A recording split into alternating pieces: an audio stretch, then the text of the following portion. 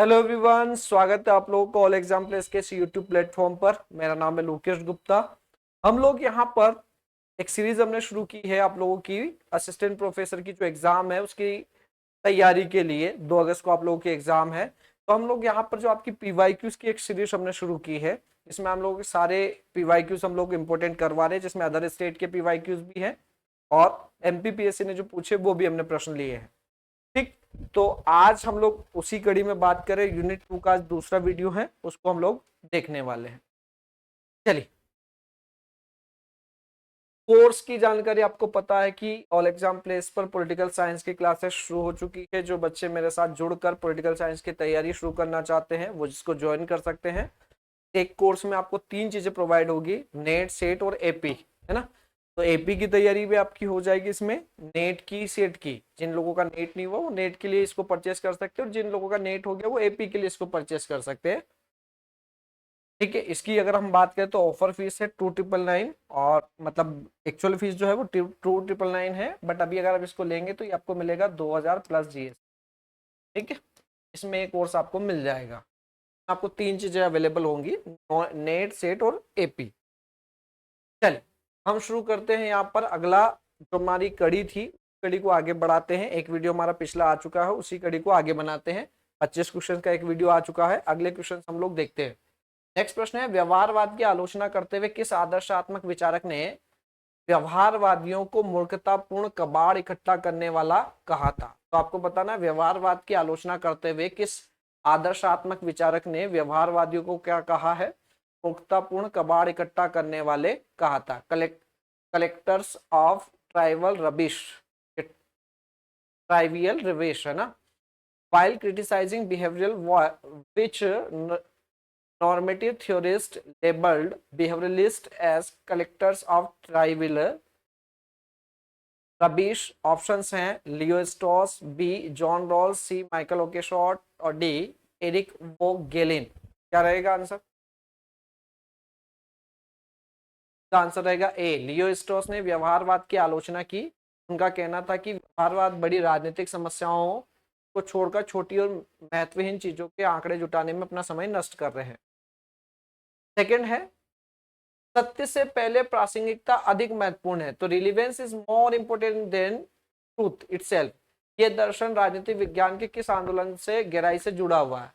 तो आपको बनाना है कि ये जो दर्शन है, सत्य से पहले प्रासंगिकता ज्यादा इंपॉर्टेंट है, ये राजनीतिक विज्ञान के किस आंदोलन से जुड़ा हुआ? व्यवहारवाद, व्यवहारवाद, प्रत्यक्षवाद और संस्थावाद। इसका सही आंसर रहेगा बी, उत्तर व्यवहारवाद का मुख्य सार ये था कि ऐसे वैज्ञानिक सत्य या तकनीक का कोई लाभ नहीं है जो समाज की तत्कालीन समस्याओं के लिए प्रासंगिक ना हो, इसलिए उन्होंने तकनीक से ऊपर प्रासंगिकता को स्थान दिया। अगला प्रश्न है, राजनीति विज्ञान में पुनरुत्थान के दौर में किस महिला दार्शनिक ने द ह्यूमन कंडीशन पुस्तक लिखकर विटा एक्टिवा माने सक्रिय नागरिक जीवन का समर्थन किया? तो आपको बताना, राजनीतिक विज्ञान में पुनरुत्थान के दौर में किस महिला दार्शनिक ने द ह्यूमन कंडीशन ये पुस्तक लिखकर विटा एक्टिवा का समर्थन किया? विटा एक्टिवा मतलब सक्रिय नागरिक जीवन। ऑप्शन है सिमोन द बुआ, अन्ना आरेंट, मेरी वोल्स्टेनोक्रॉफ्ट, राजा लग्जमबर्ग या रोजा लग्जमबर्ग। बताइए इसका आंसर क्या रहेगा भाई? 28 का आंसर देना है। इसका आंसर रहेगा बी, हन्ना अरेंट ने व्यवहारवाद के यांत्रिक और वैज्ञानिक दृष्टिकोण की आलोचना की है, और उन्होंने प्राचीन यूनानी नागरिक चेतना को पुनर्जीवित करते हुए कहा कि मानव की वास्तविक स्वतंत्रता राजनीतिक विमर्श और सार्वजनिक कार्यों में भाग लेने से आती है। नेक्स्ट प्रश्न है, राजनीतिक व्यवहारवाद का मुख्य उद्देश्य राजनीतिक विज्ञान को एक कड़ा विज्ञान बनाना था, लेकिन इसने राजनीति के वास्तविक रस को ही सुख बना दिया। ये कथन किसका है, ये बताना आपको। तो राजनीतिक व्यवहारवाद का मुख्य उद्देश्य राजनीतिक विज्ञान को एक कड़ा विज्ञान बनाना था, लेकिन इस राजनीति के वास्तविक रस को ही चुका दिया, ये आपको बताना है। ऑप्शन है डेविड इप्टर, एशिया बर्लिन या Isaiah Berlin, Robert Dahl, Arthur Bentley. तो इसका सही आंसर क्या रहेगा? बी, ईसाया बर्लिन ने अपने निबंध 10 पॉलिटिकल थ्योरी स्टिल एग्जिस्ट में स्पष्ट किया है कि राजनीति को प्रयोगशाला के भौतिक विज्ञान की तरह ढालने की जिद के कारण व्यवहारवाद ने इसके दार्शनिक और मानवीय पक्षों की क्या की है? अनदेखी की। अगला प्रश्न है, मध्यकालीन पश्चिमी राजनीतिक दर्शन में टू कोर्ट्स की अवधारणा का मूल स्रोत बाइबल के न्यू टेस्टामेंट के किस बुक को माना जाता है? तो आपको बताना है कि मध्यकाल में जो दो तलवारों का सिद्धांत है, इसकी अवधारणा का मूल स्रोत बाइबल जो है उसके न्यू टेस्टामेंट के किस बुक को माना जाता है? ऑप्शन है gospel of Matthew, gospel of Luke, gospel of John, gospel of mark. बताइए भाई क्या होना चाहिए इसका आंसर? क्या सही आंसर रहेगा बी? तो ल्यूक ने यहाँ पर गॉस्पेल ऑफ ल्यूक के एक अंश का सहारा लिया, जहां शिष्यों ने ईसा मसीह से कहा कि देखो प्रभु, यहाँ दो तलवारें हैं, और उन्होंने उत्तर दिया ये पर्याप्त है। इसी रूपक का उपयोग चर्च और राज्य के शक्ति के विभाजन के लिए किया गया। नेक्स्ट प्रश्न है, व्यवहारवाद के क्रमबद्धीकरण सिद्धांत का क्या मतलब है, क्या तात्पर्य है? तो सिस्टमेटाइजेशन ऑफ यहाँ पर जो है बिहेवियरलिज्म का मतलब क्या, ये बताना है आपको। What is the meant by the सिस्टमेटाइजेशन टीनेट of behaviourism? Options है केवल वर्णनात्मक इतिहास लिखना, सेकेंड अनुसंधान को व्यवस्थित व सिद्धांत उन्मुख होना चाहिए जहां अनुसंधान और सिद्धांत आपस में जुड़े हो, डी कंप्यूटर के प्रयोग को अनिवार्य बनाना, और डी केवल संस्थाओं की सूची बनाना। क्या रहेगा इसका आंसर भाई? इसका आंसर बताओ। इसका आंसर रहेगा बी। डेविड स्टर्न के अनुसार क्रमबद्धीकरण का अर्थ है कि बिना सिद्धांत के एकत्रित किए गए आंकड़े बेकार है और बिना आंकड़ों के बनाया गया सिद्धांत खोखला है, इसलिए वैज्ञानिक शोध और सिद्धांत निर्माण साथ साथ चलने चाहिए। अगला प्रश्न है, यदि व्यवहारवाद प्रासंगिकता को खो देता है तो केवल वह एकेडमिक गेम बनकर रह जाएगा। 1961 के अपने प्रसिद्ध व्याख्यान में यह चेतावनी किसने दी? तो आपको बताना है, यदि व्यवहारवाद प्रासंगिकता को खो देता है तो वह केवल एक एकेडमिक गेम बन जाएगा। ये अपने व्याख्यान में चेतावनी किसने दी, आपको ये बताना है। ऑप्शन है Robert Dahl, David Stern, Gabriel Almond या हैरोल्ड लॉसवेल। क्या रहेगा इसका आंसर भाई? इसका आंसर रहेगा बी। तो डेविड स्टर्न ने खुद व्यवहारवाद के प्रणेता होने के बावजूद स्वीकार किया कि समाज की वास्तविक समस्याओं से कटे रहने के कारण राजनीति विज्ञान अपनी उपयोगिता खो रहा था, जिसके सुधार के लिए उन्होंने उत्तर व्यवहारवाद का मार्ग दिखाया। नेक्स्ट प्रश्न है, राजनीतिक सिद्धांत के पुनरुत्थान में योगदान देने वाले विचारक माइकल ओकेशॉट, उन्होंने अपनी पुस्तक रेशनलिज्म इन पॉलिटिक्स इसमें व्यवहारवाद के किस पहलू की यहाँ पर आलोचना की? तो आपको बताना कि जो माइकल ओकेशॉट है, इन्होंने अपनी जो पुस्तक है रेशनलिज्म इन पॉलिटिक्स, अब यहाँ एक प्रश्न तो यही बनता है कि रेशनलिज्म पॉलिटिक्स पुस्तक किसकी है? तो माइकल ओकेशॉट की। क्या बताया गया? तो राजनीतिक सिद्धांत के पुनरुत्थान के बारे में चर्चा की गई है। तो आपको बताना कि जो पुस्तक है रेशनलिज्म इन पॉलिटिक्स, इसमें व्यवहारवाद के किस पहलू की आलोचना की गई है? ऑप्शंस 4 हैं। ऐतिहासिक तथ्यों का उपयोग, सेकेंड इज राजनीति में वैज्ञानिकवाद तकनीकी तर्कवाद, सी नैतिक मूल्यों का समर्थन, और डी साम्यवाद का विरोध। बताओ भाई क्या आंसर होना चाहिए? क्या आंसर है बी। ओकेशॉट ने माना है कि राजनीति कोई यांत्रिक कला या तकनीकी विज्ञान नहीं है जिसे सूत्रों सांख्यिकी से सीखा जा सके। यह राजनीतिक परंपरा, व्यवहारिक अनुभव और मानवीय समझ से संचालित होता है, जिसे व्यवहारवाद क्या कर रहा है? नष्ट कर। अगला प्रश्न है, राजनीतिक सिद्धांत के पतन की घोषणा करने वाले पीटर लाफलेट ने किस दार्शनिक संप्रदाय को पारंपरिक राजनीतिक दर्शन की मृत्यु के लिए प्रत्यक्ष रूप से दोषी माना? तो राजनीतिक सिद्धांत के पतन की घोषणा करने वाले पीटर लाफलेट ने किस दार्शनिक संप्रदाय को पारंपरिक राजनीतिक दार्शनिक या दर्शन की मृत्यु के लिए प्रत्यक्ष रूप से दोषी माना? ऑप्शन है मार्क्सवाद, डी तार्किक प्रत्यक्षवाद या भाषाई विश्लेषण, सी अस्तित्ववाद या डी आदर्शवाद। क्या रहेगा इसका आंसर? राजनीतिक सिद्धांत के पतन की घोषणा करने वाले पीटर लासलेट ने किस दार्शनिक संप्रदाय को पारंपरिक राजनीतिक दर्शन की मृत्यु के लिए प्रत्यक्ष रूप से दोषी माना? इसका आंसर रहेगा बी। लासलेट के अनुसार 20वीं सदी के मध्य में भाषाई दर्शन और तार्किक प्रत्यक्षवाद ने यह दावा किया कि जो चीजें अनुभाविक रूप से सिद्ध नहीं हो सकती, जैसे स्वतंत्रता, न्याय, नैतिकता, उन पर बात करना निरर्थक है। आदर्शात्मक राजनीति को क्या कर दिया है? मार डाला है। नेक्स्ट प्रश्न है, मध्यकालीन यूरोप के कंसिलियर आंदोलन का दो तलवारों के सिद्धांत पर क्या प्रभाव पड़ा? तो आपको बताना है कि जो कंसिलियर आंदोलन हुआ था यूरोप में, का दो तलवारों के सिद्धांत पर क्या प्रभाव पड़ा है, ये आपको बताना है। पहला, इसने पोप की निरंकुश संप्रभुता को चुनौती दी और चर्च के भीतर एक परिषद की सर्वोच्चता की वकालत की। दूसरा, इसने राजा की शक्ति को पूरी तरह समाप्त कर दिया। सी, इसने दोनों तलवारों को एक ही राजा को सौंप दिया। और डी, इसने लोकतंत्र को क्या कर दिया? पूरी तरह खारिज कर दिया। तो बताइए भाई इसका आंसर क्या रहेगा? जल्दी से बताओ इसका सही आंसर क्या होना चाहिए? इसका सही आंसर रहेगा ए। 14वीं-15वीं शताब्दी के कंसिलियर आंदोलन ने तर्क दिया कि चर्च की सर्वोच्च शक्ति केवल पोप में नहीं बल्कि पूरी ईसाई काउंसिल में निहित होनी चाहिए। इसने चर्च के भीतर संवैधानिक शासन की नींव रखी और राजाओं को पोप के सीधे राजनीतिक हस्तक्षेप से क्या दी? राहत। नेक्स्ट प्रश्न है,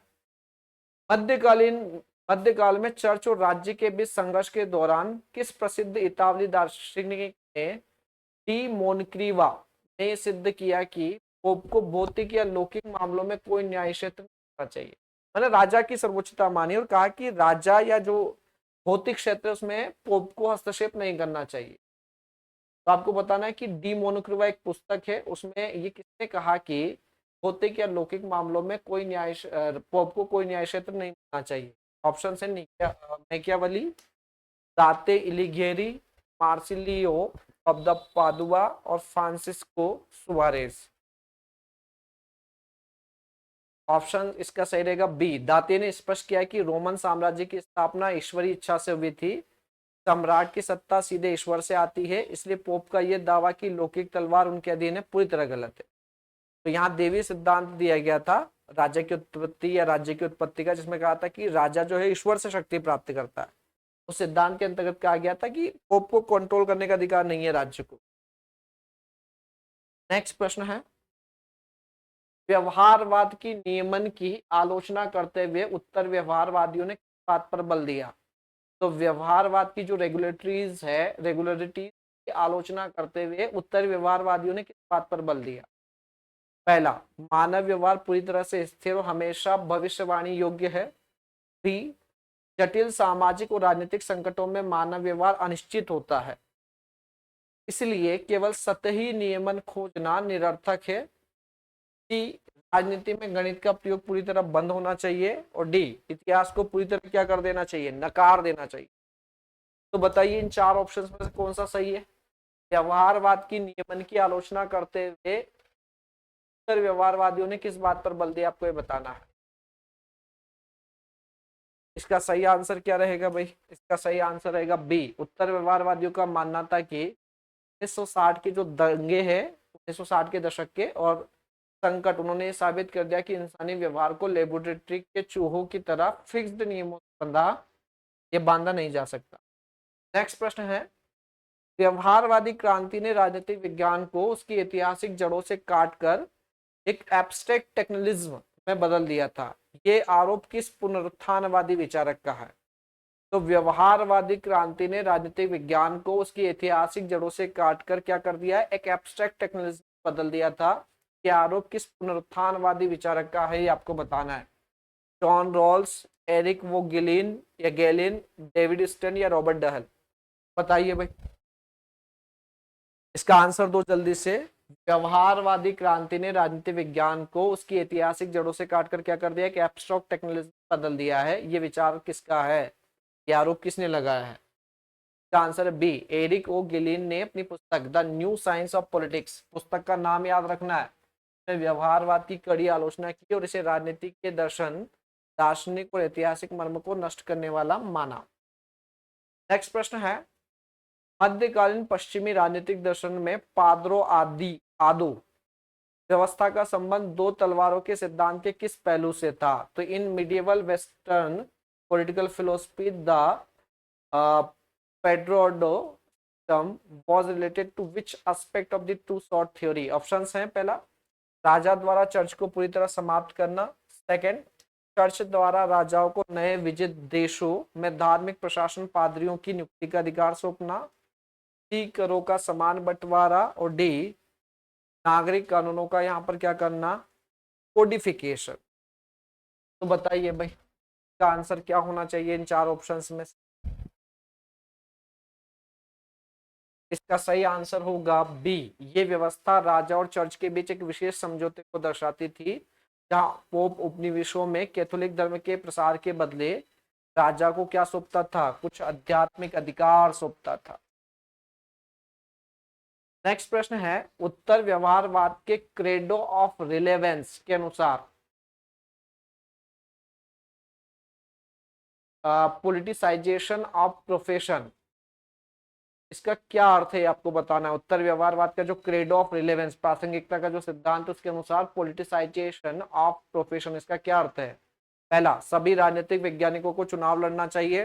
बी, बुद्धिजीवी और विश्वविद्यालयों को समाज के राजनीतिक सामाजिक संघर्षों से अलग नहीं रहना चाहिए, बल्कि उसमें सक्रिय भागीदारी करनी चाहिए। सी, केवल एक ही राजनीतिक दल को मान्यता देना चाहिए। या डी, राजनीति विज्ञान विषय को क्या कर देना चाहिए? बंद कर देना चाहिए।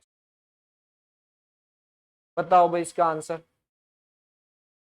इसका सही आंसर रहेगा बी। डेविड स्टन का मानना था कि एकेडमिक जगत को समाज की समस्याओं से दूर हाथी दांत के मीनार में बंद नहीं रहना चाहिए, बल्कि समाज को बदलने में दूर रहना चाहिए। माने इनका कहना है कि जो इंटेलेक्चुअल लोग हैं वो भी सोसाइटी की जो प्रॉब्लम्स है उसमें इन्वॉल्व हो, सिर्फ दूर से देखिए समस्याओं के बारे में बोले, ऐसा नहीं करना।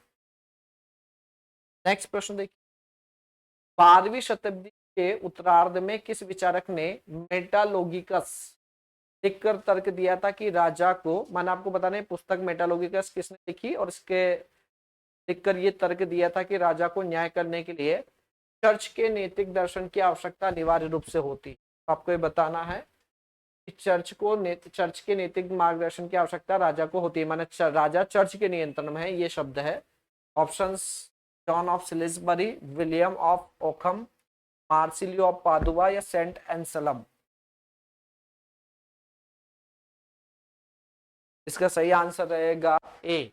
जॉन ऑफ सेलिसबरी ने राजा की लौकिक शक्ति को केवल तभी वेद माना जब राज्य वह चर्च द्वारा स्थापित ईसाई नैतिकता और न्याय के नियमों के तहत क्या करे? काम करे।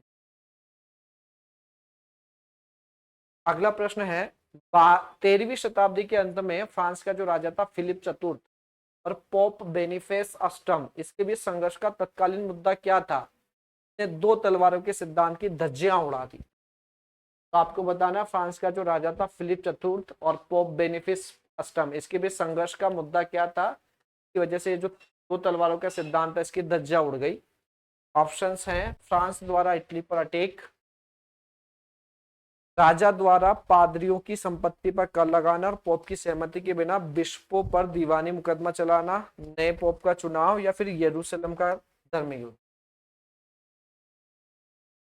आंसर है बी। राजा फिलिप ने स्पष्ट किया कि राष्ट्रीय हितों के लिए राजा अपने राज्य के भीतर किसी भी व्यक्ति पर, चर्च सहित किसी भी व्यक्ति पर टैक्स लगा सकता है, और इसने चर्च की संप्रभुता के दावे को धूल चटा दी।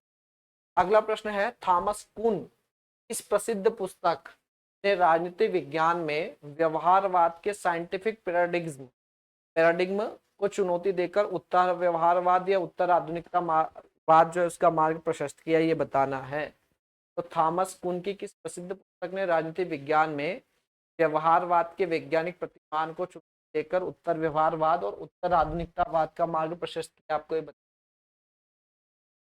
ऑप्शन है, the structure of scientific revolution, B, the logic of scientific discovery, C, science of the modern या science and the modern world, beyond empiricism. Answer है ए। 1962 में प्रकाशित पुस्तक में कुन ने बताया कि विज्ञान भी पूरी तरह ऑब्जेक्टिव नहीं है, बल्कि वह भी निश्चित समय के प्रतिमान और मानवीय प्राथमिकताओं से बदलता रहता है।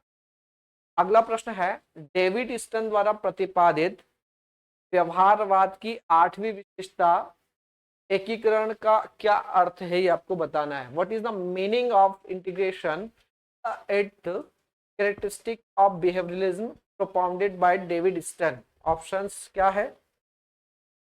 तब पहला ऑप्शन जो हम बात करें तो यहां पर, ठीक है, तो पहला ऑप्शन है केवल विभिन्न देशों का एकीकरण। सेकंड, राजनीति विज्ञान का अन्य सामाजिक विज्ञानों के साथ अंतर विषय समन्वय होना चाहिए। सी, राजनीति और धर्म को मिलाना। डी, सभी राजनीतिक दलों का विलय करना। इसका सही आंसर रहेगा बी। एकीकरण का अर्थ है मानव एक सामाजिक प्राणी है, इसलिए उसके राजनीतिक व्यवहार को पूरी तरह से समझने के लिए अन्य सामाजिक विज्ञानों के शोध व पद्धतियों की मदद लेना अनिवार्य। नेक्स्ट प्रश्न है, राजनीतिक सिद्धांत के पुनरुत्थान में महत्वपूर्ण भूमिका निभाने वाले विचारक इसेया बर्लिन की प्रसिद्ध अवधारणा कौन सी है जो मानवीय मूल्यों की विविधता का समर्थन करती है? Which famous concept by Isaiah Berlin a key figure in the resurgence of political theory supports the diversity of human values? पहला मूल्य बहुलवाद, बी मूल्य निरपेक्षता, सी ऐतिहासिक भौतिकवाद और डी तार्किक प्रत्यक्षवाद। तो राजनीतिक सिद्धांत के पुनरुत्थान में महत्वपूर्ण भूमिका निभाने वाले विचारक इसेया बर्लिन की प्रसिद्ध अवधारणा कौन सी जो मानवीय मूल्यों की विविधता का समर्थन करती है, ये आपको बताना है। ए आंसर इसका, इसेया बर्लिन ने मूल्य बहुलवाद का सिद्धांत दिया और उनका मानना था कि न्याय, स्वतंत्रता, समानता जैसे मूल्य आपस में टकरा सकते हैं और कोई एक परम सत्य का वैज्ञानिक फॉर्मूला नहीं बनाया जा। अगला प्रश्न है, राजनीति विज्ञान में व्यवहारवाद के संक्रमण काल में रॉबर्ट डहल ने अनुभाविक अध्ययन के लिए किस नई अवधारणा का प्रतिपादन किया जो लोकतंत्र के वास्तविक व्यवहारिक रूप को क्या करती है, दर्शाती है? पहला है पोलियार्की, बी है ओलिगार्की, सी अरिस्टोक्रेसी या थियोक्रेसी। बताओ भाई। इसका आंसर रहेगा ए। रॉबर्ट डहल ने वास्तविक व्यवहारवादी लोकतंत्र को समझने के लिए पोलियार्की शब्द दिया, जहां सत्ता किसी एक वर्ग के पास नहीं बल्कि कई समूह के बीच होती। नेक्स्ट प्रश्न है, उत्तर व्यवहारवाद के संदर्भ में क्रेडो ऑफ रिलेवेंस मैंने प्रासंगिकता का सिद्धांत के तहत सार, सब्सटेंस और टेक्निक के बीच क्या संबंध है? तो आपको बताना कि उत्तर व्यवहारवाद के संदर्भ में क्रेडो और रिलेवेंस के बीच, सार और तकनीक के बीच क्या संबंध है, ये बताना है। पहला, तकनीक हमेशा सब्सट्रैक्ट से अधिक महत्वपूर्ण होती है। बी, तकनीक से पहले जो है सब्सट्रैक्ट आना चाहिए, यानी तकनीकी रूप से त्रुटिहीन शोध से अधिक महत्वपूर्ण सामाजिक समस्याओं की प्रासंगिकता है। सी, सार और तकनीक दोनों को पूरी तरह छोड़ देना चाहिए। और डी, दोनों केवल ऐतिहासिक अध्ययन के क्या है, अंग है। क्या होना चाहिए इसका आंसर क्या होना चाहिए? आंसर है बी। डेविड स्टन का प्रसिद्ध स्टेटमेंट था, तकनीकी रूप से गलत होना उतना बुरा नहीं है जितना कि अप्रासंगिक विषयों पर पूरी तरह सटक होना, यानी शोध का विषय समाज के लिए उपयोगी होना चाहिए। नेक्स्ट प्रश्न है, राजनीतिक सिद्धांत के पुनरुत्थान के दौर में लियो स्ट्रॉस ने आधुनिक राजनीतिक विज्ञान की तुलना नीरो से की थी। तो राजनीतिक सिद्धांत के पुनरुत्थान के दौर में लियो स्ट्रॉस ने आधुनिक राजनीतिक विज्ञान की तुलना किससे की? नीरो से। क्यों की थी आपको ये बताना। पहला, क्योंकि वो बहुत क्रूर था। सेकंड, क्योंकि जब समाज नैतिक संकट और परमाणु युद्ध के कगार पे था तब वैज्ञानिक राजनीति विज्ञान महत्वपूर्ण आंकड़े जुटाने में व्यस्त था। ठीक वैसे ही जैसे जब रोम जल रहा था तब नीरो क्या कर रहा था, बंसी बजा। डी, क्योंकि वह इतिहास का समर्थन करता था। डी, क्योंकि वह लोकतंत्र का विरोधी था। बताइए भाई। लियो स्ट्रॉस ने आधुनिक राजनीति विज्ञान की तुलना नीरो से क्यों की? इसका रीजन बी, क्योंकि जब समाज में समस्याएं थी तब राजनीति विज्ञान मौन था। ठीक वैसे ही जैसे रोम जल रहा था और नीरो बंसी बजा रहा था। बड़ा फेमस स्टेटमेंट है। तो स्ट्रॉस ने तीखा प्रहार करते हुए कहा कि मूल्य निरपेक्षता के नाम पर व्यवहारवादी समकालीन विश्व के सबसे बड़े संकट जैसे तानाशाही का उदय, इसके प्रति ये जो है संवेदनहीन बने रहे। नेक्स्ट प्रश्न है, राजनीतिक सिद्धांत का पुनरुत्थान 20वीं सदी के उत्तरार्ध में उदारवादी राजनीतिक दर्शन की वापसी के साथ हुआ। तो राजनीतिक सिद्धांत का पुनरुत्थान 20वीं सदी के उत्तरार्ध में उदारवादी राजनीतिक सिद्धांत की वापसी के साथ हुआ। इस विचार का सबसे बड़ा उदाहरण जॉन रॉल्स के अलावा किसे माना जाता है? तो आपको बताना है कि ये जो सिद्धांत है या ये विचार है, इसका उदाहरण जॉन रॉल्स के अलावा कौन है? ऑप्शंस हैं Robert Nozick, Friedrich Hayek, Karl Marx और फ्रेडरिक एंगेल्स, सी डेविड स्टन्स और चार्ल्स मेरियम, या फिर डी विल्फ्रेडो पेरेटो या गाइतियन मोस्का। क्या रहेगा इसका आंसर? इसका सही आंसर रहेगा ए। रॉबर्ट नोजिक की पुस्तक एनार्की, स्टेट एंड यूटोपिया और हाइक के स्वतंत्रतावादी विचारों ने समकालीन राजनीतिक सिद्धांत में आदर्शवादी और दार्शनिक बहसों को पुनर्जीवित करने में ऐतिहासिक योगदान दिया। नेक्स्ट प्रश्न है, मध्यकाल के अंत में किस महान इतालवी विचारक ने दो तलवारों के सिद्धांत को पूरी तरह समाप्त करते हुए राजनीति को धर्म और नैतिकता से पूरी तरह पृथक कर दिया? तो आपको बताना मध्यकाल के अंत में किस इटली के विचारक ने दो तलवारों के सिद्धांत को समाप्त करते हुए राजनीति को धर्म से सेपरेट किया? इन बोर्डिन, मैकियावेली, थॉमस हॉब्स या जॉन लॉक? बताइए भाई क्या आंसर रहेगा इसका? आंसर रहेगा बी, मैकियावेली की जो पुस्तक थी प्रिंस, इसमें चर्च की राजनीतिक भूमिका को खारिज कर दिया गया और इसमें राज्य की संप्रभुता को सर्वोच्च माना और मध्यकालीन जो दो तलवारों का सिद्धांत था वो हमेशा के लिए अब अंत हो। ठीक, तो इसी के साथ ये सेशन फिर हम यहाँ भी इसको ओवर कर रहे हैं। कोर्स की जानकारी आपको है ही क्या, पॉलिटिकल साइंस की ऑल एग्जाम प्लेस पे क्लासेस शुरू हो चुकी है नेट सेट और एपी के लिए। इस कोर्स को आप लोग अगर अभी परचेस करते हैं तो ये आपको 2000 प्लस जीएसटी में मिल जाएगा। ठीक है, आई होप आपको ये क्लासेस भी पसंद आ रही होगी। इस वीडियो को ज्यादा से ज्यादा लाइक एंड शेयर कीजिएगा, अपने दोस्तों तक इसको साझा कीजिए और कमेंट्स के माध्यम से अपने अनुभव जरूर शेयर कीजिए। ठीक है, चलिए मिलते हैं हम लोग नेक्स्ट सेशन में। बने रहिए ऑल एग्जाम प्लेस के साथ। धन्यवाद।